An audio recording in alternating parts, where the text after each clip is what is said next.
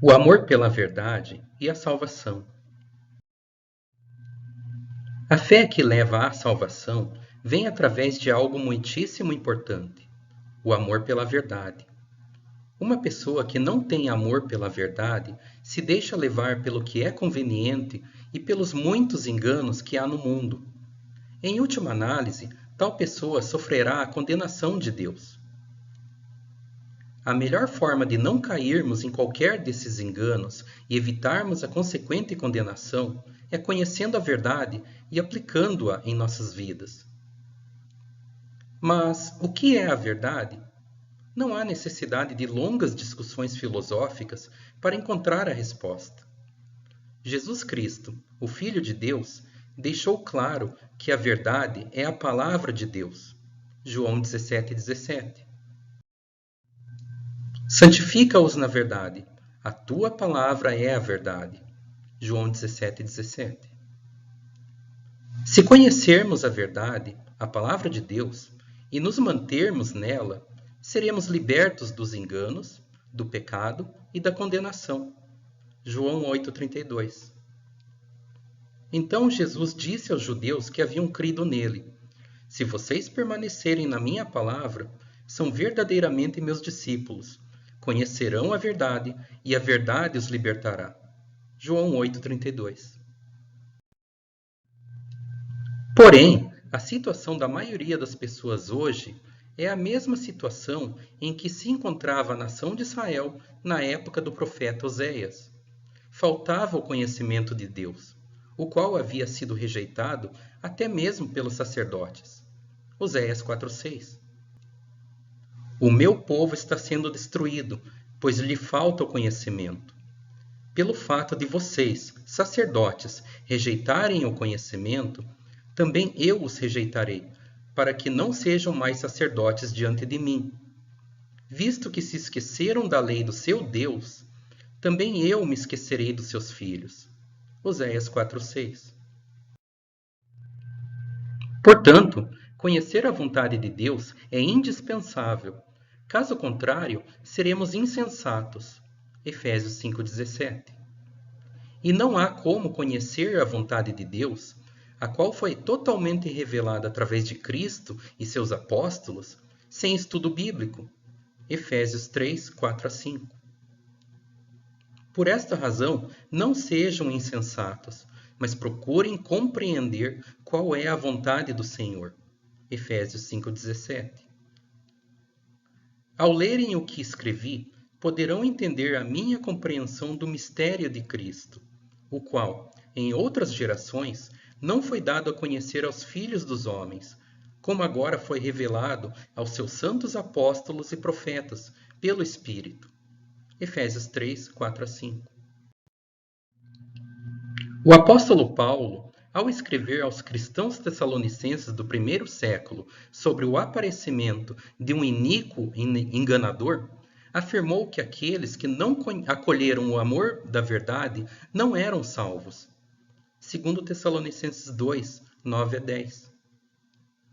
Ora, o aparecimento do iníquo é segundo a ação de Satanás, com todo o poder, sinais e prodígios da mentira, e com todo engano de injustiça aos que estão perecendo, porque não acolheram o amor da verdade para serem salvos. 2 Tessalonicenses 2, 9-10. Note que aqueles que não têm amor pela verdade, a palavra de Deus, estão perecendo e caem em vários enganos, sendo privados da salvação. O problema é a falta de vontade de agir de acordo com a verdade. Para pessoas que não querem aceitar a verdade, Deus permite que a mentira seja bem convincente. No plano de Deus, o propósito do iníquo, bem como o do próprio Satanás, é enganar aqueles que não amam a verdade. Apenas os que amam a verdade podem estar com Deus. Assim, as forças do mal agem como um separador entre os que amam a verdade e os que não a amam. 2 Tessalonicenses 2, 11-12. É por este motivo que Deus lhes envia a operação do erro, para darem crédito à mentira. a fim de serem condenados todos os que não creram na verdade, mas tiveram prazer na injustiça. 2 Tessalonicenses 2, 11 a 12. Já que algumas pessoas querem tanto a mentira por terem prazer na injustiça, Deus as deixa ser entregues ao engano. O erro é, portanto, do ser humano que não ama a verdade, e Deus o deixa ter o que quer, ser enganado. É assim que as pessoas não convertidas a Deus permanecem até suas condenações. Romanos 1, 28 a 32. E, por haverem desprezado o conhecimento de Deus, o próprio Deus os entregou a um modo de pensar reprovável, para praticarem coisas que não convêm. Estão cheios de todo tipo de injustiça, perversidade, avareza e maldade.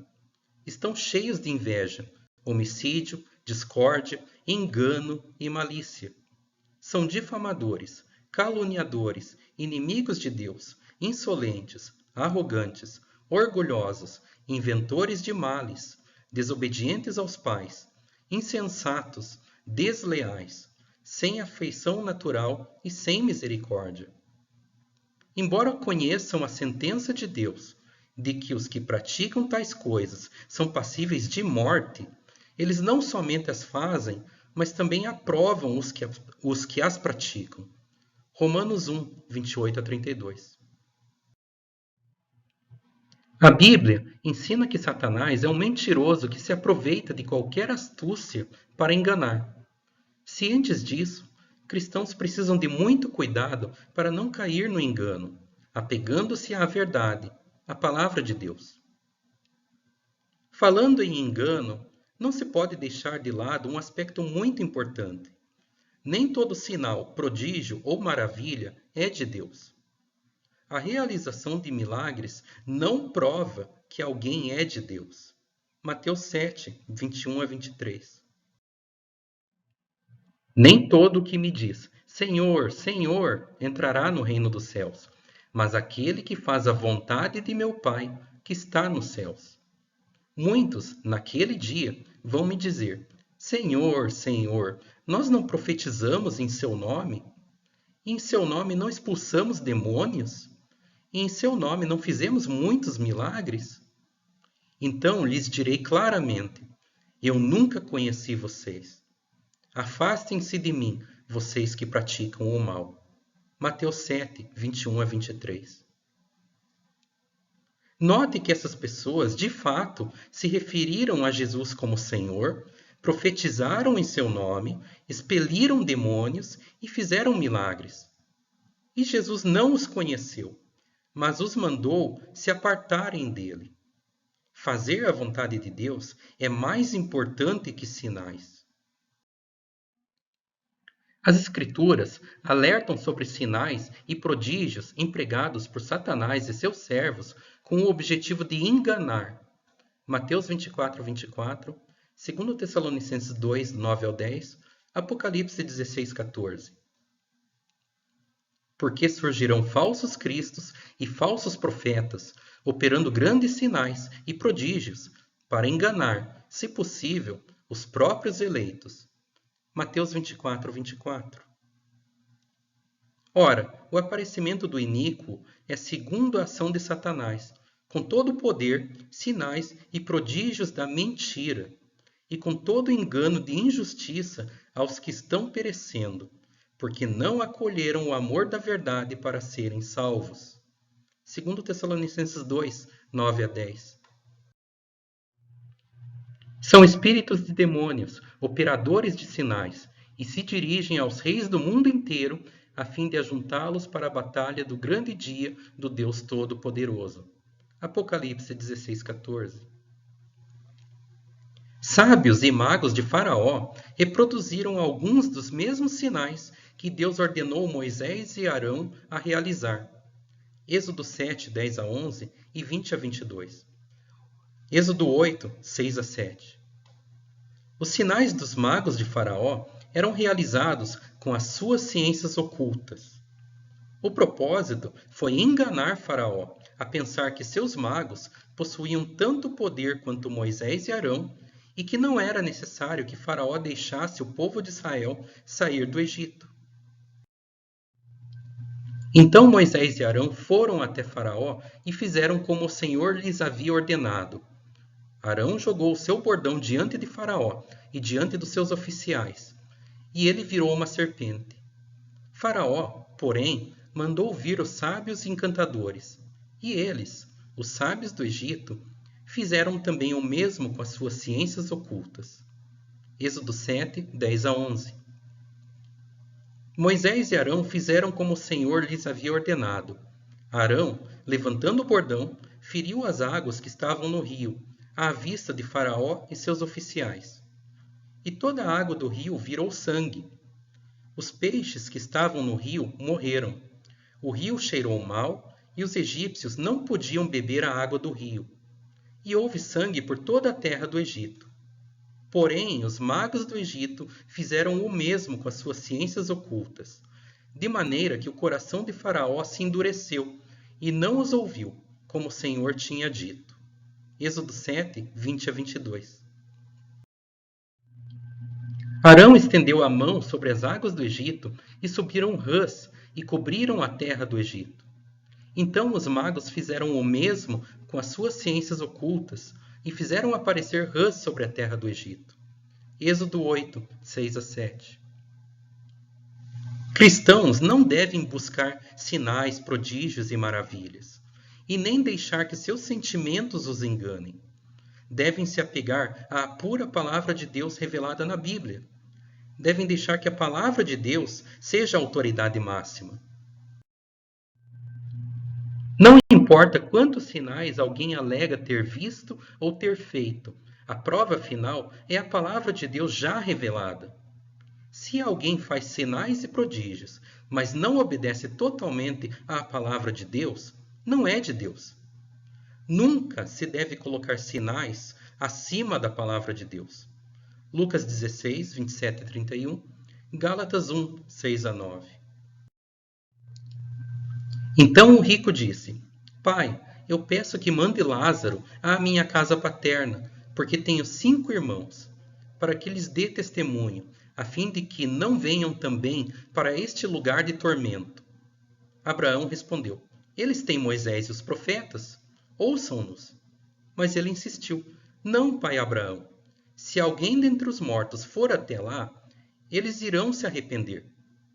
Abraão, porém, lhe respondeu: Se não ouvem Moisés e os profetas, também não se deixarão convencer, mesmo que ressuscite alguém dentre os mortos. Lucas 16, 27 a 31. Estou muito surpreso em ver que vocês estão passando tão depressa daquele que os chamou na graça de Cristo para outro evangelho, o qual, na verdade, não é outro. Porém, há alguns que estão perturbando vocês e querem perverter o evangelho de Cristo. Mas, ainda que nós, ou mesmo um anjo vindo do céu, pregue a vocês um evangelho diferente daquele que temos pregado, que esse seja anátema. Como já dissemos, e agora repito, se alguém está pregando a vocês um evangelho diferente daquele que já receberam, que esse seja anátema. Gálatas 1, 6 a 9. Portanto, temos que crer na verdade e amá-la. Este amor nos levará a estudar a Bíblia com respeito por Deus e determinação de aprender sua vontade. O amor pela verdade nos motivará a pôr o conhecimento em prática. Cultive seu amor pela verdade. O amor pela palavra de Deus leva à fé que Deus quer, e esta levará à salvação. Obrigado por sua atenção.